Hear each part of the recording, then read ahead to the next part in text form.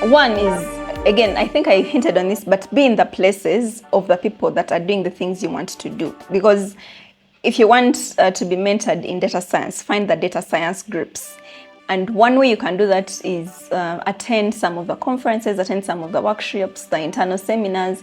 And through this, you can start to hear and also relate with people, like basically networking strategically. In other words, when someone talks about their research and the kind of work they're doing, you can know that it aligns with the work you want to do, or it doesn't align. And so to put yourself out there, but also to attend some of the spaces where particular conversations and discussions are being held. Hi guys, welcome back to Career Biome. My name is Maria Namaganda and I'm excited about this episode of Career Biome. I was interviewed by Sumana Danani, who works at the University of Rwanda in Kigali, and she also runs a blog known as The African Researcher. I am honored that I was invited on this blog and I shared my journey. So sit back, relax, and enjoy the discussion we had together with Sumana.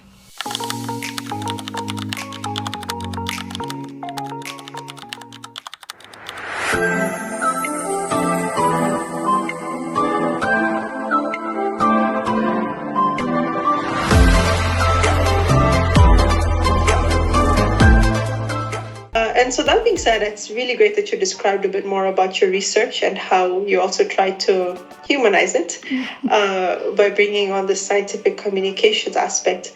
So I want to talk about the mentorship aspect a little bit more. What does mentorship in this space mean to you, and what principles do you think are so important for effective mentorship? Okay, so mentorship is really broad, and I came to understand that mentorship is indeed different from supervisorship. Because you can have mentors in different areas of life. You can have mentors in finances, you can have mentors in career, in research. And for me, mentorship, in simple words, is someone holding your hand and showing you the steps to get there. It doesn't mean they're going to do the work for you, but they're going to try and guide you through the journey. In other words, they say our mentors ran so we can walk. They probably didn't have as much support, but because they went through the journey, they understand the challenges, the opportunities, and so they can point one person to search. In case it's a project, they can help you understand the deeper effect of it.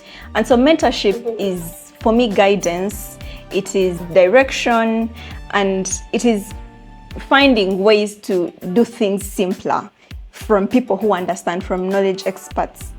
And that is at the core of it. I know there are very many different definitions when it comes to mentorships. And I noticed that for many people in their career, one of the building factors for the journey has been good mentorship, where someone is able to lead you clearly and also direct you. But I also understand as a mentee, there is a role you have to play. You have to be ready to be mentored because you have to be proactive. You have to reach out. When you look at the senior people that are in particular positions, they are very busy, their calendars are full. And so if someone is really walking the journey with you and trying to show you what steps to take, then you have to be willing to be open to mentorship, to criticism, but which is constructive. And I also understand that it is important to find people who are doing the thing that you're interested in. Like for a mentor, they have to be in a field that you want to be, because we need inspiration, we need motivation. Because many times this journey can be lonely as a researcher, as a scientist. And you need someone to remind you, someone who has made it across the bridge on the other side of life, to tell you, no, that is part of the journey. It's more of encouragement. Keep going. You can do this. We can try that. And mentorship does that.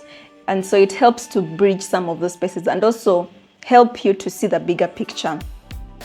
And when I think of, again, what the mentee should be able to do is, again, to also, like, at certain points, you're going to have to volunteer when it comes to such getting like good mentorship, like, because most of the time the entry point is not as glamorous into some of the things you want to do. So you want to, if you figure out what is that one area you want to pursue further, then you want to know what are the opportunities if they are not clear. And yes, so again, mentorship can go in like many different ways, and it's clear that people have communication that is very direct and intentional. if someone is not able to make it for a meeting, it's likely that some people might not communicate that. But if you do, if you keep the line of communication open, then you build trust, and so people can take you on and say, okay, this person is intentional in their steps. So open communication comes a long way in bridging the gaps in mentorship. And it's okay for people to also learn that they can pivot at any time, and also look for other mentors. As your journey evolves, you start to see what areas you're interested in, and continuously seeking knowledge and seeking people that have gone before you, I think really goes a long way. Yeah, I love that. Could you tell me a little bit, you mentioned this in the beginning about the difference between mentors and supervisors. What are the characteristics of mentors versus supervisors, and what makes a good mentor? Okay, so a good mentor, first of all, I mentor some people, but a good mentor, and I'm also mentored by others, but I think a good mentor has the mentee's interest at heart. A good mentor doesn't, I will perhaps not describe it like entirely the differences between mentor and supervisor, but for some people, supervisorship can sometimes seem very technical and quite closed off. Like, it is work, which is okay, because yes, business has to be business, but sometimes a supervisor might not see you beyond 2 publications, like that is all they see you. But a mentor is able to notice what are the extra skills that you bring and how can you nurture those, how can they contribute to your career journey. So it's more like a mentor is nurturing in one's journey, and they're able to cite out, they're able to work together with a mentee to build like a career. It's not just like it's not just transactional in a sense. It is very comprehensive. And of course, I noticed there have to be boundaries, of course, that are respectful, because again, I talked about how people are very busy, so you need to also have a professional relationship and not compromise with the professional journey that you're on when it comes to particular spaces. So good mentors are really good listeners. They're good listeners, and they have the interest of the mentee at heart, and they're able to point out where the opportunities are, especially because most of them are exposed to these very many opportunities, and also able to give feedback that helps the mentee. It's so many things. No, it's so interesting, like so comprehensive, if you said it, like holistic development. And you mentioned something again that I thought is interesting, is that you yourself, you are mentoring people on the one hand and being mentored as well. So you're kind of wearing both of those hats. So what a lot of people might be thinking, especially when they're in more early stages of their careers, is that they're not senior enough to be mentors. What do you think on that? What are your reflections on the level of seniority at which you can be a mentor? Is that necessary? I think many times people call themselves out of particular roles, but I would see it as a ripple effect. Like wherever you are, you're able to make a difference, you're able to make a change. You don't need to be in a particular position. It doesn't matter which level someone is on. Like there is always something to learn from you, and are you able to translate that skill to another person, to transfer, because most of these skills are very transferable. And I don't think there is a particular level, but of course, as a PhD student, my mentor is perhaps already earned their PhD. So if I am a PhD student and I work closely, let's say, with master's students, with undergraduate students, then I mentor those and showing them how I navigated my journey as an undergrad student, as a master's student. So, and even the master students themselves, like in their own capacity, they can have, not particularly wear the mentorship hat, but they can transfer on particular skills.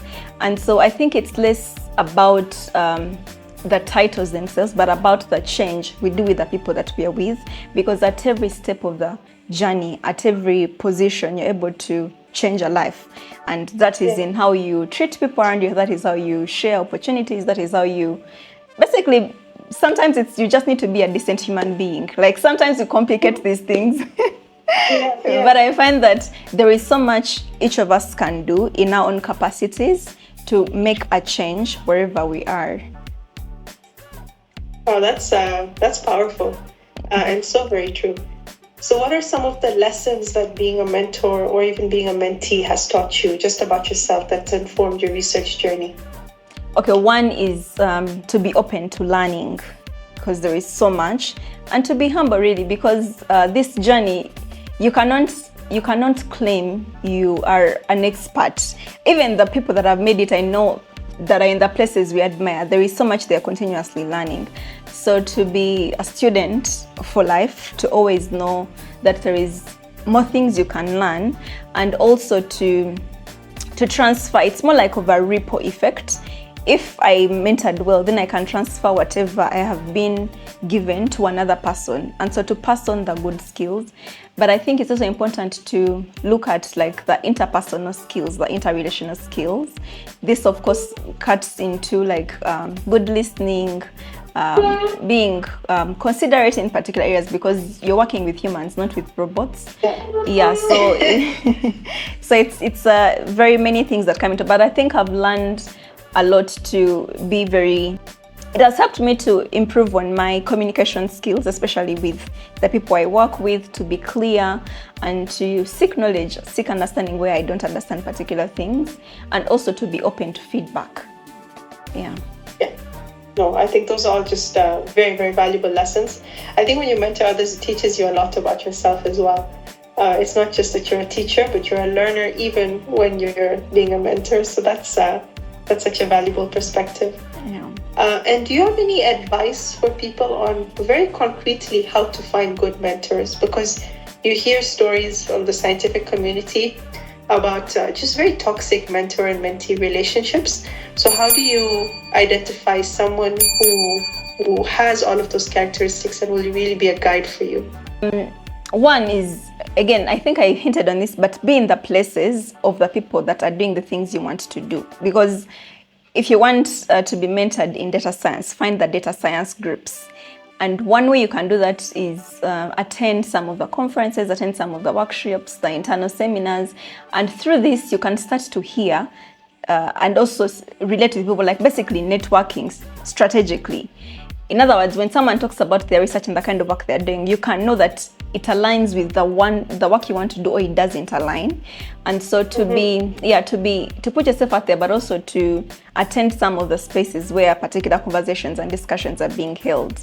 And then read about the work people are doing. Because if you want to find a good mentor, you want to find someone, again, technical in the area you want to. So be like, I mean, the internet has given us so much that it's a place where you can do so much good, but also waste a lot of time, like doom scrolling.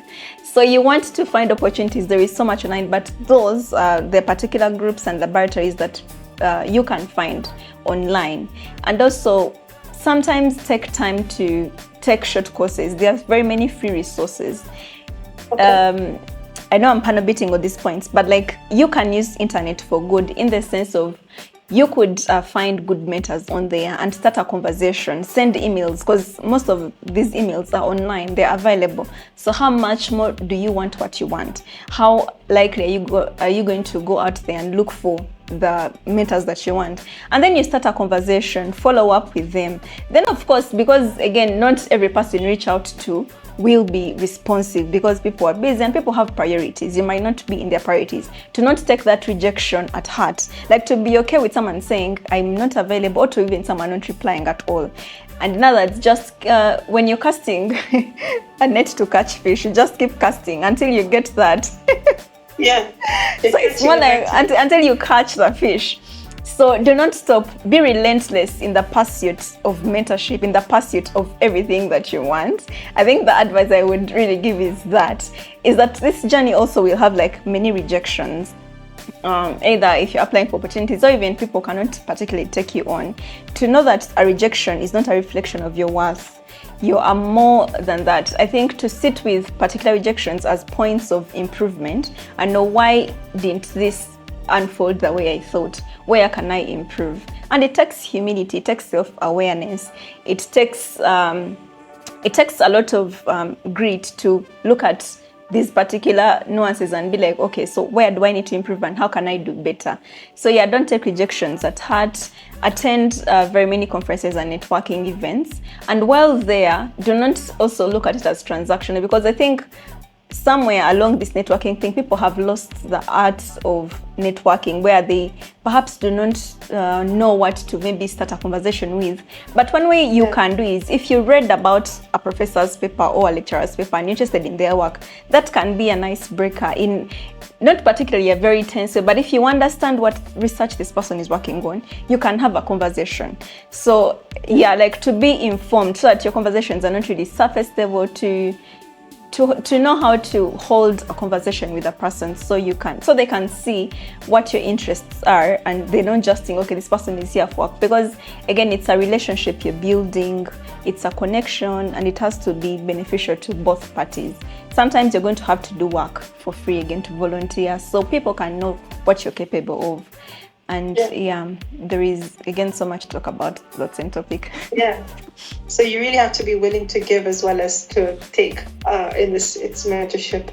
It is actually kind of transactional in a way, in that sense, isn't it? Yeah, it is. It is. But I mean, if it's mutually transactional, if that's a word, mutually beneficial, then everyone is happy. Yeah. Yeah, it's a win-win. It's a win-win. And I think I really think there should be a mentorship program about finding mentors, just mentors who have been through the process of finding a mentor, not even just in a particular topic or area. Because you're right, it can be such a blow to the self-esteem when someone receives rejection or when they don't receive a response. And it's very easy for us to make it about ourselves, when in reality, it's just, it's just a reality of the situation or how busy the other person is. Yeah, and so I think that's... Yeah, okay. Now, I wanted to mention that, and now there are particular institutions or platforms that have come up to improve on like finding mentors. I know there is, I know of a platform called The Village. The Village is this someone can use to find mentorships. The Village is a platform that takes people's data. Let's say they take your profile from LinkedIn and find out what things you're doing, and so it can match. It uses artificial intelligence, AI, to match mentees and mentors. I think it's a brilliant platform, and yes, they've not sponsored this talk, but I've interacted with the people that are behind the Village mentorship platform, and I'm impressed by the kind of work they're doing. So if someone is saying is probably going to see this or read somewhere, they can check out the Village, and they can find out more about how to find mentors in those particular fields. I think the reason that, Do you think that having a online mentor-mentee relationship is equal to having an in-person, like physical relationship? Well, or do you think that there's something you lose in that online world?